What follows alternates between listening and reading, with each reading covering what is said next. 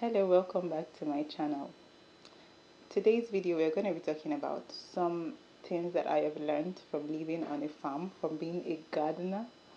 And you know, I have there are some disadvantages of living in such a rural area.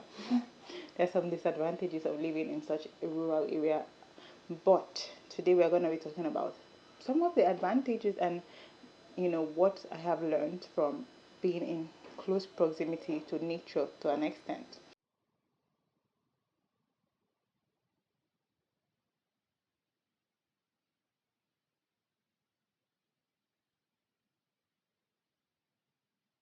First thing that I have learned from being in such close proximity to nature and from being a gardener, a farmer, a small scale farmer, is that I should expect pests and parasites, expect things to want what you have, expect your bounty or expect what you're growing to attract parasites, right? To attract other creatures.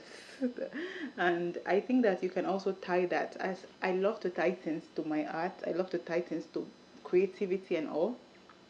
So I guess if you have been on YouTube for a while or on any social media and you've seen a creator grow, it is almost impossible for them not to have people that come to their channel to leave hate, to leave horrible comments, to argue with them. It's just natural. If you're growing anything, just like in farming, just like in my farm, how I get snails, I get all sorts of like pests and insects trying to eat my plant. I get those that are beneficial, some pollinators. I get those that come to help me and get something from me in return, and get something from my plants in return. But I also get parasites, and that is the same thing that happens in nature, in the world at large. If you're building anything that is beneficial, both people that want to collaborate with you are going to be attracted to your stuff. Both people that are going to be, get from you. So you're going to attract people that will be like, you're going to attract a people who want to give you symbiotic relationship, who want to be in such symbiosis with you.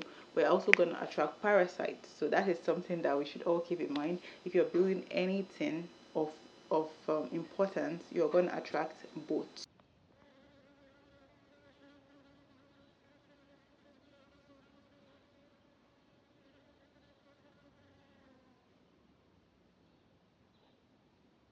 The next thing that I have learned from my time gardening, actively gardening, is that success is relative. Success is personal. Success is individual. I say this because I have always been drawn to gardening. I have always been drawn to planting for as long as I could remember. I've always been drawn to planting, even when I did not live on a farm, even when my family was not living on a farm. I remember that we were living in this area where all everywhere was paved, but we had a small flower bed. I grew almost everything in that flower bed. I went outside to source for sand and I grew aloe vera in a bucket. I love gardening. I've always loved planting and gardening. But that was before the internet. That was before easy access to the internet and social media. um my gardening always looked a bit primitive for a lack of better word. It always looks primitive, and I didn't think there was anything wrong with it until social media. And I'm not saying this to villainize it or vilify it. It's been very, very useful for me. I've used it to learn so much. But we cannot deny the fact that it is in our nature to compare ourselves with others. And so when I go online and I see these amazing farms and these aesthetic videos, it makes you kind of wonder, like, is it my own version of gardening? It kind of makes you wonder if your own version of gardening and your own version of being and doing is worth it.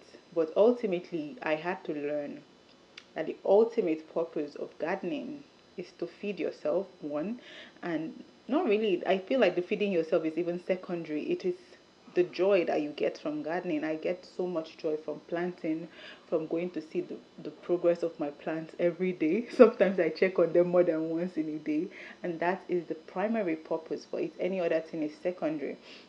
And obviously it has fed me a lot. I have gotten so much from my farm. I've grown yams and plantains and cocoyams and vegetables, peppers. I've grown so much from my farm, and I have gotten so much to eat from it, even though it doesn't look too aesthetic. And so that is the second thing that I have learned, that success is relative.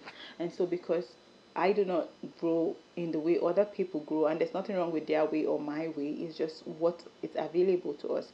So I just gave in to my version of gardening. I just, you know, gave into my version of gardening. I do not have to plan excessively, make so much flower beds and raised beds. I do not have the ability to do that, financially or otherwise. What I have is what I use, and that is what we should all learn. We should, I mean, it's natural to compare ourselves with others, but if we let it get to the place, if we let comparison get to the place where it stops us from even getting the joy out of whatever we are doing, and subsequent results, then what is the point of comparison? It's purposeless. Okay, so that is one thing. The second thing that I learned from my gardening, that my garden, as unaesthetic as it is very useful, and it's a successful garden. So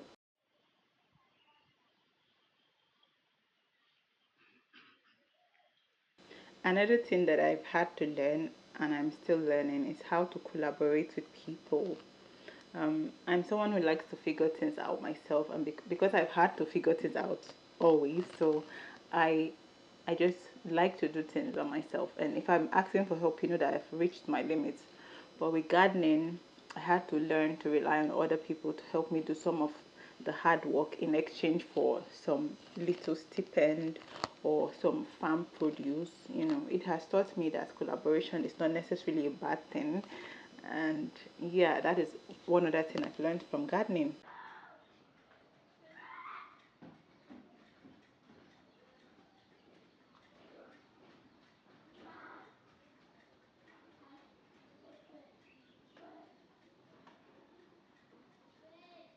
Persistence is something else I would say that I have learned from gardening and being around nature.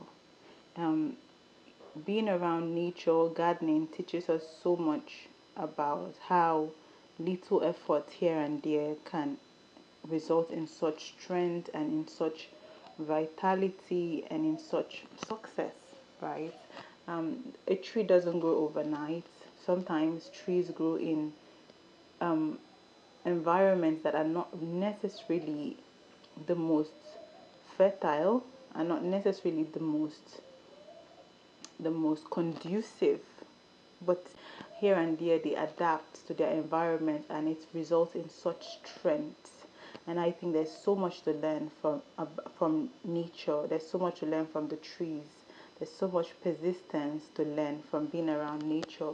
I also think about the cobwebs, the spiders that I tear down their nets in the process of my walk, maybe passing through the farm. I have to tear down some nets, and it doesn't stop them from building again. It is just the nature of this existence that we must always build. We must always try to build wherever we find ourselves. We must always try to do the work that has been allotted to us as a result of our existence. This is where I'm going to end my video. If you have enjoyed this video, please like, and also maybe share what you have also learned from being around nature. I have also learned, I just remembered one thing that I have learned from the trees, that, you know, movement, motion and success and growth can still occur in places where it feels like you're static. A tree doesn't have to move. It doesn't move in the sense that we humans or the animals move. It doesn't move in the way that we do, but it still knows a lot about movement while static. and while seemingly static. And I think that there's so much there to learn from nature. Anyways, if you have loved this video, please like and leave a comment if you have something to share also. Thank you and see you in the next video. What the